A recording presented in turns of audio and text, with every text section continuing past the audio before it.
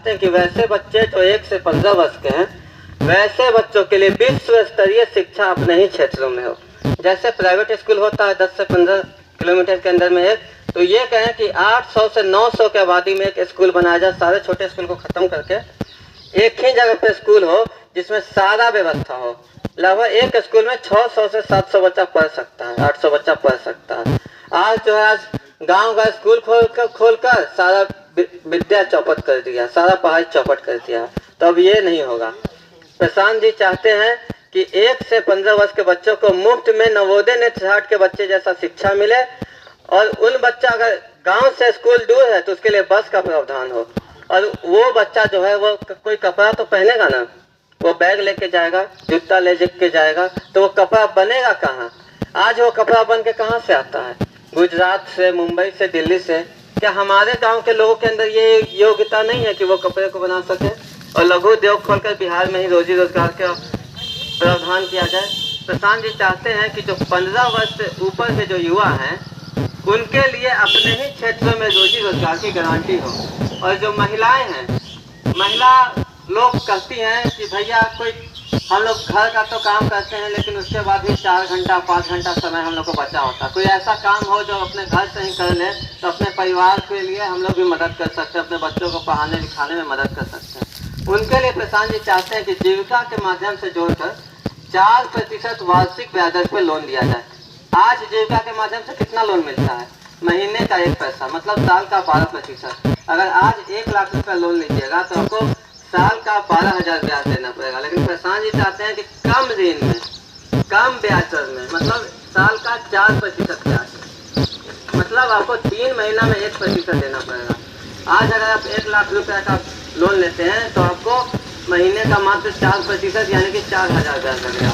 और आप आज इस नीतीश जी की व्यवस्था से जब आप लोन लेते हैं तो आपको 1 लाख रुपये में 12,000 लगेगा। अब इसमें ये बात होता है कि कृषि के लिए क्या कीजिएगा। भारत एक कृषि प्रधान देश है और भारत के 90% लोग किसी न किसी रूप से कृषि से निर्भर हैं। आज धान गेहूँ नहीं होगा तो आधा से ज़्यादा लोग बिहार छोड़कर पलायन कर लेंगे। पहले से तो पलायन हो गया ही और आधा ये भी हो जाएगा। तो कृषि को कैसे बचाया जाए? तो प्रशांत जी चाहते हैं कि नकदी फसल की खेती पर, जैसे धान गेहूँ हो गया वो नकदी फसल नहीं होता, नकदी फसल में सब्जी आता है, मसाला आता है, तंबाकू का खेती होता है। तो नकदी फसल की खेती पे मुफ्त में मनरेगा के तहत मजदूर मुहैया कराया जाए। जैसे मजदूर जो आज गुजरात, बम्बे, दिल्ली पलायन कर गया है, जब कृषि को मनरेगा के तहत जोड़ दिया जाएगा तो मजदूरों को मनरेगा के तहत रोजी रोजगार मिल गया। तो जो मजदूर बाहर में है उसको 10 से 15,000 रुपये के लिए बाहर नहीं जाना पड़ेगा, वो यहीं आकर रोजगार करेंगे। और किसानों को मुफ्त में मजदूर मिल गया। इससे क्या होगा कि जो पूंजी जो थी, जो घाटा होता था खेती में, वो लोग ये कहते हैं ए भैया खेती तक करते हैं बाकी इतना मजदूरी है बना कि फायदा ना होला। तो फायदा कैसे होगा? जब मुफ्त में मजदूर मिलेगा तब फायदा होगा। और वो कैसे होगा? जब आप महंगा फसल उपजाइएगा तब मजदूर मिलेगा। धान गेहूँ में कोई मजदूर देगा? सरकार आपको 10-10 हज़ार रुपये मजदूरी में दे देगी और 1 लाख रुपये का धाने बेचाएगा तो उसमें तो घाटा हो जाएगा। नकदी फसल पे मजदूर देगी।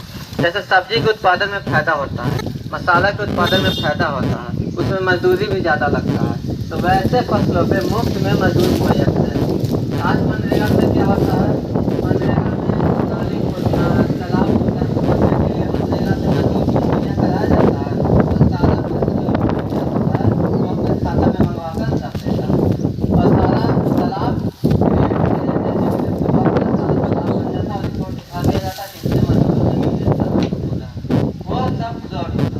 लेकिन जब कृषि के क्षेत्र में जब मजदूर दिया जाएगा तो उससे कृषि में वृद्धि होगी और जो पलायन है उस पलायन में कमी होगी और लघु उद्योग खोलने के लिए महिलाओं के नाम पे 4% का ब्याज दिया जाएगा। आज जैसा कि आप लोगों को पता ही है कि भगवानपुर हाट से होकर के यात्रा गुजरेगी, तो हम ज्योतिष भाई से गुजारिश करेंगे कि ये जो यात्रा हो रही है इस यात्रा की रूट की जानकारी दें। यात्रा का जो रूट है भगवानपुर हाट से होते हुए यात्रा गुजरेगी। यहाँ से लगभग 1 से 1.5 किलोमीटर है। शाम 5 बजे आप सभी लोग भगवानपुर हाट से आ जाइए और वहाँ से प्रशांत जी की यात्रा गुजरेगी। हम चाहेंगे कि अजीत जी, अमित जी अपने बातों को रखें।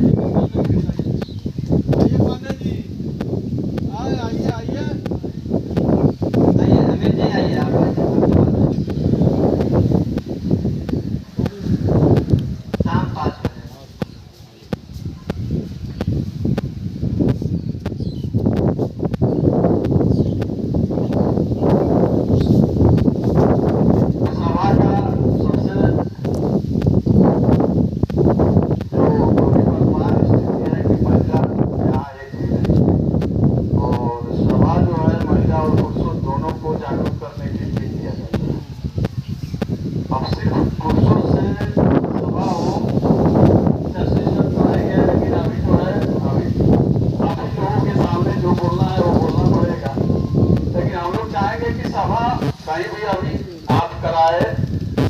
उसमें महिला की उपस्थिति यहाँ 0 है। इस 0 को कम से कम 5 महिला भी होनी चाहिए, कारण कि सभा में महिला और पुरुष दोनों सहभागी होते हैं। समाज जो है एक पुरुषों से चलने वाला नहीं है।